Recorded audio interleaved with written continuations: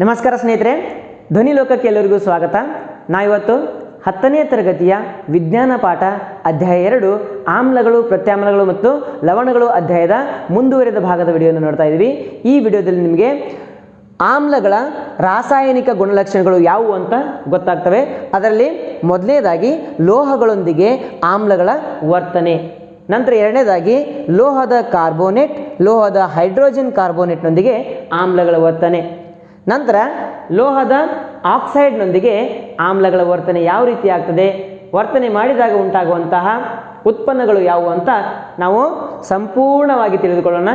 ಈ ಒಂದು ವಿಡಿಯೋ ನಿಮಗೆ ಚೆನ್ನಾಗಿ ಅನಿಸಿತು ಅಂದರೆ ಲೈಕ್ ಮಾಡಿರಿ, ಕಮೆಂಟ್ ಮಾಡಿರಿ, ಆಮೇಲೆ ಈ ಒಂದು ಚಾನಲ್ ಇದೆಯಲ್ಲ ಧ್ವನಿ ಲೋಕ, ಅದನ್ನು ಸಬ್ಸ್ಕ್ರೈಬ್ ಮಾಡೋದನ್ನು ಮರಿಬೇಡ್ರಿ. ಮೊದಲನೇದಾಗಿ ಲೋಹಗಳೊಂದಿಗೆ ಆಮ್ಲಗಳ ವರ್ತನೆ ಅಂತೇಳಿ, ಇಲ್ಲಿ ಸಾರಯುಕ್ತ ಆಮ್ಲವು ಲೋಹಗಳೊಂದಿಗೆ ವರ್ತಿಸಿದಾಗ ಲವಣ ಮತ್ತು ಹೈಡ್ರೋಜನ್ ಅನಿಲ ಬಿಡುಗಡೆ ಆಗ್ತದೆ ಅಂತೇಳಿ ತಿಳಿದು ಬರ್ತದೆ ರೀ. ಮೊದಲನೇದಾಗಿ ನಾವೇನು ತಗೋಬೇಕು, ಲೋಹ ತಗೋಬೇಕು.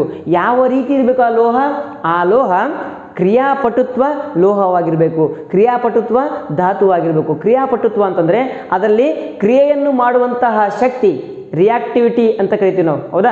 ಅಂದರೆ ರಿಯಾಕ್ಷನ್ ಆಗ್ತಕ್ಕಂಥ ಕೆಪ್ಯಾಸಿಟಿ, ಅಥವಾ ಅಲ್ಲಿ ಒಂದು ರಾಸಾಯನಿಕ ಕ್ರಿಯೆ ನಡೆಯುವಂತಹ ಒಂದು ಕೆಪ್ಯಾಸಿಟಿ ಜಾಸ್ತಿ ಇರ್ತಕ್ಕಂತಹ ಲೋಹವನ್ನು ನಾವು ತಗೋಬೇಕಾಗ್ತದೆ. ಅಂದರೆ ಹೆಚ್ಚಿನ ಕ್ರಿಯಾಪಟುತ್ವ ಲೋಹವನ್ನು ತೆಗೆದುಕೊಳ್ಬೇಕು. ನಂತರ ಸಾರಯುಕ್ತ ಆಮ್ಲ ತೆಗೆದುಕೊಳ್ಬೇಕು ರೀ. ಸಾರಯುಕ್ತ ಆಮ್ಲ, ಸಾರರಿಕ್ತ ಆಮ್ಲ ಅಂತೇಳಿ ಎರಡು ಬರ್ತಾವ್ರಿ. ಸಾರಯುಕ್ತ ಅಂತಂದ್ರೆ ಕಾನ್ಸಂಟ್ರೇಟೆಡ್ ಅಲ್ಲ, ಡೈಲ್ಯೂಟ್ ಅಂತ ಬರ್ತದೆ. ಸಾರರಿಕ್ತ ಅಂದ್ರೆ ಡೈಲ್ಯೂಟ್ ಅಲ್ಲ, ಕಾನ್ಸಂಟ್ರೇಟೆಡ್ ಅಂತ ಬರ್ತದೆ. ಮೀನಿಂಗ್ ಏನು? ಕಾನ್ಸಂಟ್ರೇಟೆಡ್ ಅಂತಂದ್ರೆ ಅದರಲ್ಲಿ ಆ ಒಂದು ಆಮ್ಲದಲ್ಲಿ ನೀರಿನ ಅಂಶ ಕಡಿಮೆ ಇರ್ತದೆ ರೀ. ನೀರಿನ ಅಂಶ ಕಡಿಮೆ ಇದ್ದರೆ ಅದು ಕಾನ್ಸಂಟ್ರೇಟೆಡ್ ಸಾರರಿಕ್ತ. ನೀರಿನ ಅಂಶ ಹೆಚ್ಚಿದ್ದರೆ ಆವಾಗ ಅದು ಡೈಲ್ಯೂಟ್ ಅಂತಂದರೆ ಅದಕ್ಕೆ ಸಾರಯುಕ್ತ ಆಮ್ಲ ಅಂತ ಕರಿತೀವಿ. ಸಾರಯುಕ್ತ ಆಮ್ಲವು ಹೆಚ್ಚಿನ ಕರೋಸಿವ್ನೆಸ್ ಅಂತ ಕರಿತೀವಿ ನಾವು. ಕರೋಸಿವ್ನೆಸ್ ಅಂತಂದರೆ ಈ ಒಂದು ಸಂಚಾರಣೆ ಅಂತ ಕರಿತೀವಿ. ಅಂದರೆ ಒಂದು ಆಮ್ಲವನ್ನು ನಾವು ಕೈ ಮೇಲೆ ಹಾಕಿದಾಗ ಕೈ ಸುಟ್ಟು ಹೋಗ್ತದೆ ರೀ. ಅದು ಸಾರರಿಕ್ತ ಇದ್ರೆ ಜಾಸ್ತಿ ಸುಡ್ತದ, ಸಾರಯುಕ್ತ ಇದ್ರೆ ಅತಿ ಕಡಿಮೆ, ಅಥವಾ ಅದು ಹಾನಿಯನ್ನು ಕಡಿಮೆ ಮಾಡ್ತದೆ ಅಂತ ನಾವು ಹೇಳ್ತೀವಿ ರೀ. ಸಾರಯುಕ್ತ ಅಂತಂದರೆ ಅಲ್ಲಿ ನೀರು ಏನಿರ್ತದೆ, ಮಿಶ್ರಣ ಹೊಂದಿರ್ತದೆ ರೀ. ಅದರಲ್ಲಿ ಆಮ್ಲದಲ್ಲಿ ನೀರಿನ ಮಿಶ್ರಣ ಕಡಿಮೆ ಆಗ್ತಾ ಹೋದರೆ ಅದು ಸಾರರಿಕ್ತ ಆಗ್ತದ. ಸಾರರಿಕ್ತ ಸ್ಟ್ರಾಂಗೆಸ್ಟ್ ಆ್ಯಸಿಡ್ ಅಂತ ಕರಿತೀವಿ. ಅಂದರೆ ಕಾನ್ಸಂಟ್ರೇಟೆಡ್ ಆ್ಯಸಿಡ್ ಅಂತಂದರೆ ಸ್ಟ್ರಾಂಗೆಸ್ಟ್, ಕಾನ್ಸಂಟ್ರೇಟೆಡ್ ಅಂದ್ರೆ ಸಾರರಿಕ್ತ, ಡೈಲ್ಯೂಟ್ ಅಂತಂದ್ರೆ ಸಾರಯುಕ್ತ. ಇಲ್ಲಿ ಏನು ತಗೋಬೇಕು ನಾವು? ಸಾರಯುಕ್ತ ಆಮ್ಲ ತಗೊಳ್ಬೇಕು. ಸಾರಯುಕ್ತ ಆಮ್ಲವನ್ನು ಯಾವುದ್ರ ಜೊತೆಗೆ? ಲೋಹದ ಜೊತೆಗೆ. ಅದು ಯಾವ ಥರ ಲೋಹ ಇರಬೇಕು? ಅದು ಕ್ರಿಯಾಪಟುತ್ವ ಲೋಹ ಇರಬೇಕು ರೀ. ಕ್ರಿಯಾಪಟುತ್ವ ಲೋಹದ ಜೊತೆಗೆ ಸಾರಯುಕ್ತ ಆಮ್ಲವನ್ನು ನಾವು ವರ್ತನೆ ಮಾಡಿದಾಗ ಲವಣ ಮತ್ತು ಹೈಡ್ರೋಜನ್ ಅನಿಲ ಬಿಡುಗಡೆ ಆಗ್ತದೆ ರೀ. ಹೈಡ್ರೋಜನ್ ಅನಿಲದ ಗುಳ್ಳೆಗಳು ಉತ್ಪತ್ತಿ ಆಗ್ತವೆ. ಇಲ್ಲಿ ಉದಾಹರಣೆ ಅದ.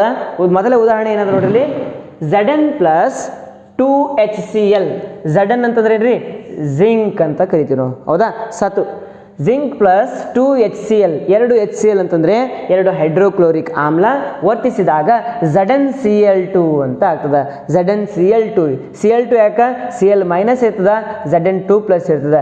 ಇಲ್ಲೇನಬೇಕು? ಕಾಂಬಿನೇಷನ್ ಆಗಬೇಕು ಅಂತಂದರೆ ಅಲ್ಲಿ ಒಂದು ಬಾಂಡ್ ಪ್ರೊಡ್ಯೂಸ್ ಆಗಬೇಕು. ಕ್ಲೋರಿನ್ 2 ಇದ್ರೆ ಮಾತ್ರ ಬಾಂಡ್ ಪ್ರೊಡ್ಯೂಸ್ ಆಗ್ತದೆ. ಅದು ಆದ ನಂತರ ಹೈಡ್ರೋಜನ್ ಅನಿಲ ಉತ್ಪತ್ತಿ ಆಗ್ತದೆ ರೀ. ಹೈಡ್ರೋಜನ್ ಅನಿಲ ಬಿಡುಗಡೆ ಆಗ್ತದೆ ಅಂತ ನಾವು ಹೇಳ್ತೀವಿ. ನಂತರ ಇದೇ ಥರನ ಇನ್ನೊಂದು ಉದಾಹರಣೆ ಇದೆ, Fe+H2SO4. Fe ಅಂತಂದ್ರೆ ಐರನ್, ಕಬ್ಬಿಣ ಮತ್ತು ಇದು ಸಲ್ಫ್ಯೂರಿಕ್ ಆಮ್ಲ. ಅವಾಗ ಏನಾಗ್ತದೆ ರೀ? FeSO4 ಆಗ್ತದೆ. ಅಂದ್ರೆ ಫೆರಸ್ ಸಲ್ಫೇಟ್ ದ್ರಾವಣ ಅಂತ ಕರಿತೀವಿ. ಆಮೇಲೆ ಹೈಡ್ರೋಜನ್ ಅನಿಲ ಬಿಡುಗಡೆ ಆಗ್ತದೆ. ಇಲ್ಲಿ ಅನಿಲವನ್ನು ಗ್ಯಾಸ್ G ಅಂತೇಳಿ ನಾವು ರಿಪ್ರೆಸೆಂಟ್ ಮಾಡ್ತೀವಿ. ಇದು ZnCl2 ಅಕ್ವೇಸ್ ಸೊಲ್ಯೂಷನ್, ಅಂದರೆ ನೀರು ಮಿಶ್ರಿತ ZnCl2 ಅಂತ ನಾವು ಹೇಳ್ತೀವಿ. ಇಲ್ಲೂ ಕೂಡ ಅಕ್ವೇಸ್ ಸೊಲ್ಯೂಷನ್ ಇದೆ. ಇದು HCl ಅಕ್ವೇಸ್ ಸೊಲ್ಯೂಷನ್. ಯಾಕಂತಂದರೆ ಅಕ್ವಾ ಅಂತಂದ್ರೆ ನೀರು ಮಿಶ್ರಿತ HCl ಅಂತ ಅನ್ಬೋದು, ನೀರು ಮಿಶ್ರಿತ H2SO4 ಅಂತ ನಾವು ಹೇಳಬಹುದು. ಆಮ್ಲಗಳನ್ನು ಕ್ರಿಯಾಪಟುತ್ವ ಧಾತುಗಳಲ್ಲಿ ಸಂಗ್ರಹಿಸಿಡುವುದಿಲ್ಲ ಏಕೆ ಅಂತೇಳಿ ಒಂದು ಪ್ರಶ್ನೆ ಬರ್ತದೆ ರೀ. ಇಲ್ಲಿ ಒಂದು ಅಪ್ಲೈಡ್ ಪ್ರಶ್ನೆ, ಅನ್ವಯಿಕ ಪ್ರಶ್ನೆ ಅಂತ ನಾವು ಹೇಳ್ಬೋದು. ಏನು ಪ್ರಶ್ನೆಯಲ್ಲಿ? ಆಮ್ಲಗಳನ್ನು ಕ್ರಿಯಾಪಟುತ್ವ ಧಾತುಗಳಲ್ಲಿ ಸಂಗ್ರಹಿಸಿಡುವುದಿಲ್ಲ ಏಕೆ? ಏಕೆಂದರೆ ಆಮ್ಲಗಳನ್ನು ನಾವು ಕ್ರಿಯಾಪಟುತ್ವ ಧಾತುಗಳಲ್ಲಿ ಸಂಗ್ರಹಿಸಿಟ್ಟಿದ್ದೇ ಆದರೆ ಆವಾಗ ಆಮ್ಲವು ಆ ಒಂದು ಕ್ರಿಯಾಪಟುತ್ವ ಲೋಹದೊಂದಿಗೆ ವರ್ತಿಸಿ ಲವಣ ಮತ್ತು ಹೈಡ್ರೋಜನ್ ಅನಿಲವನ್ನು ಬಿಡುಗಡೆ ಮಾಡ್ತದೆ. ಅಲ್ಲಿ ಒಂದು ರಿಯಾಕ್ಷನ್ ಆಗ್ತದೆ ರೀ, ರಾಸಾಯನಿಕ ಕ್ರಿಯೆಗೆ ಒಳಪಡ್ತದೆ. ಹಾಗಾಗಿ ನಾವೇನು ಮಾಡ್ತೀವಿ ಅಂತಂದರೆ ಆಮ್ಲಗಳನ್ನು ಕ್ರಿಯಾಪಟುತ್ವ ಧಾತುಗಳಲ್ಲಿ ಏನು ಮಾಡೋಕ್ಕಾಗಿಲ್ಲ, ಸಂಗ್ರಹಿಸಿಡಲು ಸಾಧ್ಯವಿಲ್ಲ ಅಂತ ನಾವು ಹೇಳ್ತೀವಿ. ನಂತರ ಬರೋದು ಲೋಹದ ಕಾರ್ಬೋನೇಟ್ ಮತ್ತು ಲೋಹದ ಹೈಡ್ರೋಜನ್ ಕಾರ್ಬೋನೇಟ್ನೊಂದಿಗೆ ವರ್ತಿಸಿದಾಗ. ಈ ಲೋಹದ ಹೈಡ್ರೋಜನ್ ಕಾರ್ಬೋನೇಟ್ ಅದಲ್ರಿ, ಹೈಡ್ರೋಜನ್ ಕಾರ್ಬೋನೇಟನ್ನು ನಾವು ಬೈಕಾರ್ಬೋನೇಟ್ ಅಂತಲೂ ಅಂತೀವಿ. ಹೈಡ್ರೋಜನ್ ಕಾರ್ಬೋನೇಟ್ HCO3 ಇದ್ರೆ ಅದು ಹೈಡ್ರೋಜನ್ ಕಾರ್ಬೋನೇಟ್, ಅದನ್ನು ನಾವು ಬೈಕಾರ್ಬೋನೇಟ್ ಅಂತಲೂ ಕೂಡ ಅಂತೀವಿ. ನೆಕ್ಸ್ಟ್ ಜಸ್ಟ್ CO3 ಇದ್ರೆ ಅದಕ್ಕೆ ಕಾರ್ಬೋನೇಟ್ ಅಂತ ಕರಿತೀವಿ. CO3 ಇದ್ರೆ ಕಾರ್ಬೋನೇಟ್, HCO3 ಇದ್ರೆ ಹೈಡ್ರೋಜನ್ ಕಾರ್ಬೋನೇಟ್ ಅಂತ ನಾವು ಹೇಳ್ತೀವಿ. ಮೊದಲೇ ಉದಾಹರಣೆಯಲ್ಲಿ CaCO3 plus 2HCl arrow mark CaCl2 plus H2O plus CO2 ಅಂತ ಅದ. ಅಂದರೆ ನಾವು ಯಾವಾಗ ಒಂದು ಲೋಹದ ಕಾರ್ಬೋನೇಟನ್ನು ಆಮ್ಲದೊಂದಿಗೆ ವರ್ತನೆ ಮಾಡಿಸ್ತೀವೋ ಆವಾಗ ನಮಗೇನು ಸಿಗ್ತದೆ, ಲವಣ ಸಿಗ್ತದೆ. CaCl2 ಒಂದು ಲವಣ, ಆಮೇಲೆ ನೀರು ಸಿಗ್ತದೆ, ಆಮೇಲೆ ಕಾರ್ಬನ್ ಡೈಆಕ್ಸೈಡ್ ಅನಿಲ ಬಿಡುಗಡೆ ಆಗ್ತದೆ.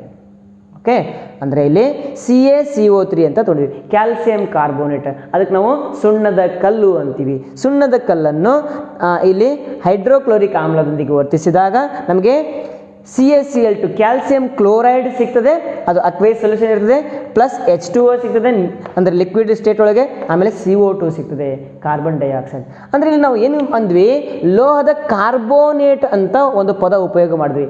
ಕಾರ್ಬೋನೇಟ್ ಇಲ್ಲೊಂದು ಅಪ್ಲೈಡ್ ಪ್ರಶ್ನೆ ಬರ್ತದೆ ರೀ. ಕ್ಯಾಲ್ಸಿಯಂ ಕಾರ್ಬೋನೇಟ್ ಪ್ರಕೃತಿಯಲ್ಲಿ ಯಾವ ಯಾವ ಬಹುರೂಪಗಳಲ್ಲಿ ದೊರೆಯುತ್ತದೆ ಅಂತ ಒಂದು ಪ್ರಶ್ನೆ ಬರ್ತದೆ. ಏನು ಉತ್ತರ ಅದಕ್ಕೆ? ಕ್ಯಾಲ್ಸಿಯಂ ಕಾರ್ಬೋನೇಟ್ ಸುಣ್ಣದ ಕಲ್ಲು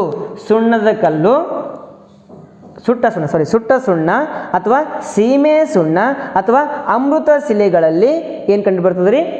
ಕ್ಯಾಲ್ಸಿಯಂ ಕಾರ್ಬೋನೇಟ್ ಕಂಡು ಬರ್ತದೆ. ಕ್ಯಾಲ್ಸಿಯಂ ಕಾರ್ಬೋನೇಟ್ನ ಏನ್ಬೋದು ಬಹುರೂಪಗಳು ಯಾವುವು ಅಂತ ಪ್ರಶ್ನೆ ಕೇಳಿದ್ರೆ ನೀವೇನು ಉತ್ತರ ಕೊಡಬೇಕು? ಸುಟ್ಟ ಸುಣ್ಣ, ಕ್ಯಾಲ್ಸಿಯಂ ಆಕ್ಸೈಡ್ CaO ಅಂತ ಕರಿತೀವಿ. ಸುಟ್ಟ ಸುಣ್ಣವನ್ನು ನಾವು ಏನು ಅಂತೀವಿ? CaO ಅಂತ ಕರಿತೀವಿ. ಆಮೇಲೆ ಇದೇನ್ರಿ ಸುಣ್ಣದ ಕಲ್ಲು. ನೆಕ್ಸ್ಟ್ ಬರ್ತದೆ ಅರಳಿದ ಸುಣ್ಣ ಅಂತೇಳಿ. ಅರಳಿದ ಸುಣ್ಣವನ್ನು ಕ್ಯಾಲ್ಸಿಯಂ ಹೈಡ್ರಾಕ್ಸೈಡ್ ಅಂತ ಕರಿತೀವಿ. ಅಂದರೆ ಸುಟ್ಟ ಸುಣ್ಣದಲ್ಲಿ ನೀರು ಹಾಕಿದ್ವಿ ಅಂತಂದ್ರೆ ನಮಗೆ ಕ್ಯಾಲ್ಸಿಯಂ ಹೈಡ್ರಾಕ್ಸೈಡ್ ಸಿಗ್ತದೆ. ಮನೆ ಗೋಡೆಗಳಿಗೆ ನಾವೇನು ಮಾಡ್ತೀವಿ ರೀ? ಸುಣ್ಣ ಬೆಳಿತೀವಲ್ಲ, ಅವಾಗ ಏನು ಮಾಡ್ತೀವಿ? ಸುಟ್ಟ ಸುಣ್ಣವನ್ನು ನಾವು ನೀರಿನಲ್ಲಿ ಹಾಕ್ತೀವಿ, ಅವಾಗ ಗುಳ್ಳೆಗಳು ಉತ್ಪತ್ತಿ ಆಗ್ತವೆ, ಅಲ್ಲಿ ಕಾರ್ಬನ್ ಡೈಆಕ್ಸೈಡ್ ಅನಿಲ ಬಿಡುಗಡೆ ಆಗ್ತದೆ. ಅದು ಆದಾಗ ಆಕ್ಸಿಜನ್ ಅನಿಲ ಬಿಡುಗಡೆ ಆಗ್ಬೋದು. ಒಂದು ಸೆಕೆಂಡ್ ವೇಟ್ ಮಾಡಿರಿ. CaO plus H2O arrow mark, ಹೌದಾ? CaOH twice plus H2 gas, H2 ಅನಿಲ ಬಿಡುಗಡೆ ಆಗ್ತದೆ. ಅದರಲ್ಲಿ ಹೈಡ್ರೋಜನ್ ಅನಿಲ ಬಿಡುಗಡೆ ಆಗ್ತದೆ ಯಾವಾಗ? ಸುಟ್ಟ ಸುಣ್ಣವನ್ನು ನೀರಿನಲ್ಲಿ ಹಾಕಿದಾಗ, ಹೌದಾ? ಅದಾದಂಥ ಸುಟ್ಟ ಸುಣ್ಣ ಸೀಮೆ ಸುಣ್ಣ ಅಂತ ಬರ್ತದೆ. ಸೀಮೆ ಸುಣ್ಣ ಅಂತಂದರೆ ಚಾಕ್ ಪೀಸ್ ಇದೆಲ್ಲ, ಅದು ಕೂಡ ಕ್ಯಾಲ್ಸಿಯಂ ಕಾರ್ಬೋನೇಟ್ನ ಒಂದು ಬಹುರೂಪ ಅಂತ ನಾವು ಹೇಳ್ತೀವಿ. ನಂತರ ಬರೋದು ಅಮೃತ ಶಿಲೆ. ಅಮೃತ ಶಿಲೆಯಲ್ಲಿ ಯೂಸ್ ಮಾಡಿದ್ದಾರೆ, ನಮಗೆ ಗೊತ್ತು, ನಿಮಗೆ ಗೊತ್ತು, ಎಲ್ಲರಿಗೂ ಗೊತ್ತು. ಎಲ್ಲಿಯಪ್ಪ? ಎಲ್ಲಿ ಅಂತಂದರೆ ಅದು ಆಗ್ರಾದಲ್ಲಿರ್ತಕ್ಕಂತಹ ತಾಜ್ ಮಹಲ್, ಹೌದಾ? ತಾಜ್ ಮಹಲ್ ಅಮೃತ ಶಿಲೆಗಳಿಂದ ಮಾಡಿರ್ತಕ್ಕಂಥ ಒಂದು ಅದ್ಭುತ ಕಟ್ಟಡ. ಅದೇ ಥರನಾಗಿ ನೂರಾರು ಕಟ್ಟಡಗಳಿದ್ದಾವೆ, ನೂರಾರು ದೇವಾಲಯಗಳಿದ್ದಾವೆ, ಅಮೃತ ಶಿಲೆಯಲ್ಲಿ ತಯಾರಾದಂಥ ದೇವಾಲಯಗಳಿದ್ದಾವೆ. ಅವು ಯಾವ ಅಂತ ನೀವು ಸರ್ಚ್ ಮಾಡಿರಿ. ನಂತರ ಇವೆಲ್ಲ ಏನು ಕ್ಯಾಲ್ಸಿಯಂ ಕಾರ್ಬೋನೇಟ್ನ ಬಹುರೂಪಗಳಾದವು. ಇಲ್ಲಿ ಏನು ಸಿಗ್ತದೆ ನಮಗೆ? ಬೈ ಪ್ರಾಡಕ್ಟ್ ಕಾರ್ಬನ್ ಡೈಆಕ್ಸೈಡ್ ಸಿಗ್ತದೆ. ಅದು ನಾವು ನೆನ್ಪಿಟ್ಕೋಬೇಕು. ಕಾರ್ಬನ್ ಡೈಆಕ್ಸೈಡ್ ಸಿಗ್ತಾ ಇದೆ ಅಂತಂದರೆ ಅದು ಕಾರ್ಬನ್ ಡೈಆಕ್ಸೈಡ್ ಅನಿಲನೇ ಅಂತೇಳಿ ನೀನು ಹೆಂಗೆ ಹೇಳ್ತೀಯಾ? ಯಾವ ಆಧಾರದ ಮೇಲೆ ಕಾರ್ಬನ್ ಡೈಆಕ್ಸೈಡ್ ಅನಿಲ ಬಿಡುಗಡೆ ಆಗಿದೆ ಅಂತ ನೀವು ಹೇಳ್ತೀರಿ? ಆಧಾರ ಬೇಕಲ್ಲ. ಆಧಾರ ಅಂತಂದರೆ ಇಲ್ಲಿ ಉತ್ಪತ್ತಿಯಾದಂತಹ ಕಾರ್ಬನ್ ಡೈಆಕ್ಸೈಡ್ನ ನಾವೇನು ಮಾಡಬೇಕು? ಪರೀಕ್ಷೆ ಮಾಡಬೇಕು. ಕಾರ್ಬನ್ ಡೈಆಕ್ಸೈಡ್ ಅನಿಲದ ಪರೀಕ್ಷೆ ಮಾಡಬೇಕು. ಆ ಥರ ಪರೀಕ್ಷೆ ಮಾಡಬೇಕಾದ್ರೆ ಮೊದಲು ನಾವೇನು ತಗೊಳ್ಬೇಕಿಲ್ಲಿ? ಮೊದಲು ಅರಳಿದ ಸುಣ್ಣವನ್ನು ತಗೊಳ್ಬೇಕು. ಅರಳಿದ ಸುಣ್ಣ ಅಂತಂದರೆ ಕ್ಯಾಲ್ಸಿಯಂ ಹೈಡ್ರಾಕ್ಸೈಡ್. ಕ್ಯಾಲ್ಸಿಯಂ ಹೈಡ್ರಾಕ್ಸೈಡ್ ಹೇಗೆ ಉತ್ಪತ್ತಿ ಆಗ್ತದೆ? CaO plus H2O. ಅಂದರೆ ಸುಟ್ಟ ಸುಣ್ಣದಲ್ಲಿ ನೀರು ಹಾಕಿದರೆ ನಮಗೆ ಕ್ಯಾಲ್ಸಿಯಂ ಹೈಡ್ರಾಕ್ಸೈಡ್ ಸಿಗ್ತದೆ. ಈ ಕ್ಯಾಲ್ಸಿಯಂ ಹೈಡ್ರಾಕ್ಸೈಡ್ ಯಾವ ಬಣ್ಣದಿರ್ತದೆ ರೀ? ತಿಳಿ ನೀರಿನ ಬಣ್ಣ ಇರ್ತದೆ. ತಿಳಿ ನೀರಿನ ಬಣ್ಣ, ಹೌದಾ? ತಿಳಿ ನೀರಿನ ಬಣ್ಣ ಯಾವುದು? ಕ್ಯಾಲ್ಸಿಯಂ ಹೈಡ್ರಾಕ್ಸೈಡ್, ಅರಳಿದ ಸುಣ್ಣ ಅಂತ ನಾವು ಹೇಳ್ತೀವಿ. ಅದರ ಮೇಲೆ ಕಾರ್ಬನ್ ಡೈಆಕ್ಸೈಡ್ ಅನಿಲವನ್ನು ಹಾಯಿಸಿದಾಗ ಏನಾಗ್ತದೆ? ಕ್ಯಾಲ್ಸಿಯಂ ಕಾರ್ಬೋನೇಟ್ ಉತ್ಪತ್ತಿ ಆಗ್ತದೆ. ಕ್ಯಾಲ್ಸಿಯಂ ಕಾರ್ಬೋನೇಟ್ ಉತ್ಪತ್ತಿ ಆಗ್ತದೆ. ಈ ಕ್ಯಾಲ್ಸಿಯಂ ಕಾರ್ಬೋನೇಟ್ ಏನದು? ಸುಣ್ಣದ ಕಲ್ಲಿನ ಕಣಗಳು. ಅವು ಬಿಳಿಯ ಪ್ರಕ್ಷೇಪವನ್ನುಂಟು ಮಾಡ್ತವೆ. ಪ್ರಕ್ಷೇಪ ಅಂತಂದರೆ ಜಲ ವಿಲೀನಗೊಳ್ಳದ ಬಿಳಿಯ ವಸ್ತು ಯಾವುದಾದರೂ ಒಂದು ರಾಸಾಯನಿಕ ಕ್ರಿಯೆಯಲ್ಲಿ ಉತ್ಪತ್ತಿಯಾದರೆ ಅದಕ್ಕೆ ನಾವು ಪ್ರಕ್ಷೇಪ ಅಂತ ಕರಿತೀವಿ. ಅಂತಹ ರಾಸಾಯನಿಕ ಕ್ರಿಯೆಯನ್ನು ಪ್ರಕ್ಷೇಪಣ ಕ್ರಿಯೆ ಅಂತ ಕರಿತೀವಿ ಅಂತೇಳಿ ನಿಮ್ಗೆ 1ನೇ ಅಧ್ಯಾಯದಲ್ಲಿ ನಾನು ಹೇಳಿದ್ದೀನಿ. ಹೌದಾ? ಇಲ್ಲಿ ಸುಣ್ಣದ ಕಲ್ಲು ಇದೆ, ಅದು ಬಿಳಿ ಪ್ರಕ್ಷೇಪನ ಉಂಟು ಮಾಡ್ತು. ಆವಾಗ ನಂತರ ನಮಗೆ H2O ನೀರು ಕೂಡ ನಮಗೆ ಎಕ್ಸೆಸ್ ಆಗಿ ಏನು ಸಿಗ್ತದೆ? ಬೈ ಪ್ರಾಡಕ್ಟ್ ಆಗಿ ಸಿಗ್ತದೆ ಅಂತ ನಾವು ಹೇಳ್ತೀವಿ. ನಂತರ ಇಲ್ಲಿ ಕ್ಯಾಲ್ಸಿಯಂ ಕಾರ್ಬೋನೇಟ್ ಬಿಳಿಯ ಬಣ್ಣಕ್ಕೆ ಬದಲಾವಣೆ ಆಯಿತು. ಅಂದರೆ ಮೊದಲು ನಾವು ಏನು ಮಾಡಿದ್ವಿ? ಅರಳಿದ ಸುಣ್ಣವನ್ನು ಒಂದು ಬೀಕರಲ್ಲಿ ತೆಗೆದುಕೊಳ್ಳೋಣ. ಅದರಲ್ಲಿ ಏನು ಮಾಡೋಣ? ಒಂದು ಸ್ಟ್ರಾ ಇಟ್ಟು ಕಾರ್ಬನ್ ಡೈಆಕ್ಸೈಡ್ ಬಾಯಿಂದ ಊದ್ಕೊಂತ ಹೋಗೋಣಂತೆ. ಆವಾಗ ಈ ಒಂದು ಅರಳಿದ ಸುಣ್ಣ ಯಾವ ಕಲರ್ ಇತ್ತು ರೀ? ಮೊದಲು ತಿಳಿ ನೀರಿನ ಕಲರ್ ಇತ್ತು. ಅವಾಗ ಏನಾಯಿತು? ನಂತರ ಕ್ಯಾಲ್ಸಿಯಂ ಕಾರ್ಬನ್ ಡೈಆಕ್ಸೈಡ್ನೊಂದಿಗೆ ವರ್ತಿಸಿದಾಗ ಬಿಳಿಯ ಪ್ರಕ್ಷೇಪ ಉಂಟಾಗ್ತದೆ. ಅಂದರೆ ಮಿಲ್ಕಿ ಕಲರ್ ಬರ್ತದೆ, ಅಂದರೆ ಹಾಲಿನ ಕಲರ್ ಬರ್ತದೆ.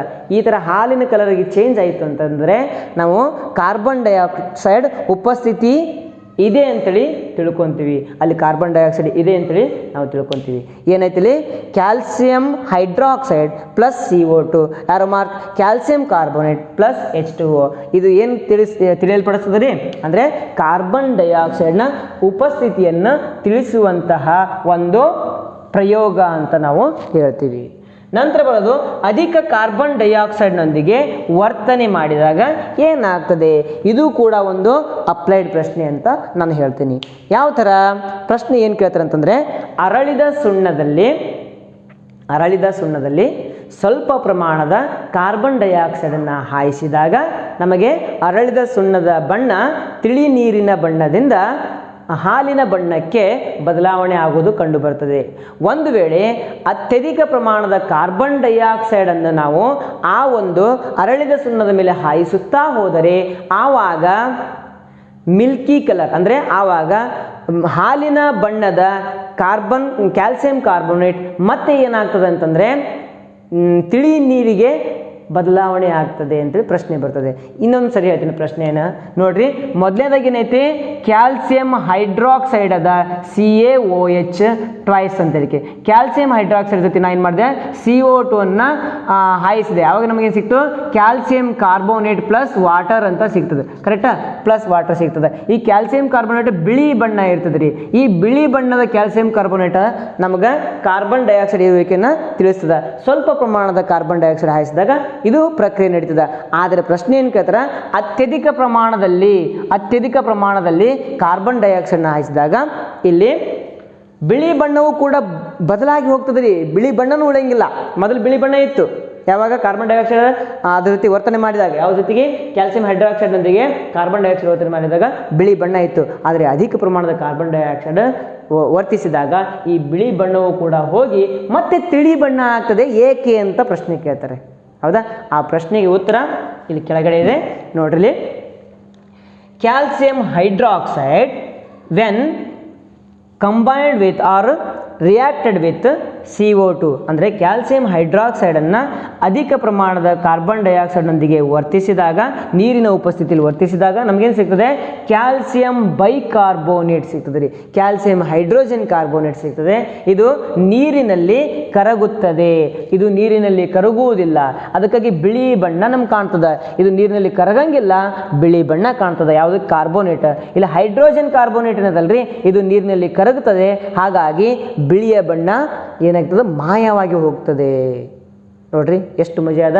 ಕ್ಯಾಲ್ಸಿಯಂ ಹೈಡ್ರಾಕ್ಸೈಡ್ ಕಾರ್ಬನ್ ಡೈಆಕ್ಸೈಡ್ ವರ್ತಿಸ್ತು, ಬಿಳಿ ಬಣ್ಣ ಉತ್ಪತ್ತಿ ಆಯಿತು. ಮತ್ತೆ ಹಾಗೆಯೇ ಕಾರ್ಬನ್ ಡೈಆಕ್ಸೈಡ್ ಏನಂತಾರೆ ವರ್ತಿಸಿದಾಗ ಬಿಳಿಯ ಬಣ್ಣ ಏನಾಯಿತು? ವ್ಯಾನಿಷ್ ಆಯಿತು.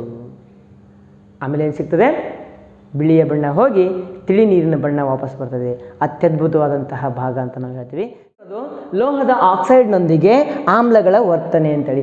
ಲೋಹದ ಆಕ್ಸೈಡ್ಗಳು ಪ್ರತ್ಯಾಮ್ಲೀಯವಾಗಿದ್ದು ಆಮ್ಲದೊಂದಿಗೆ ವರ್ತಿಸಿದಾಗ ನೀರು ಮತ್ತು ಲವಣ ಉತ್ಪತ್ತಿ ಆಗ್ತದೆ ಅಂತೇಳಿ ತಿಳಿದು ಬರ್ತದೆ.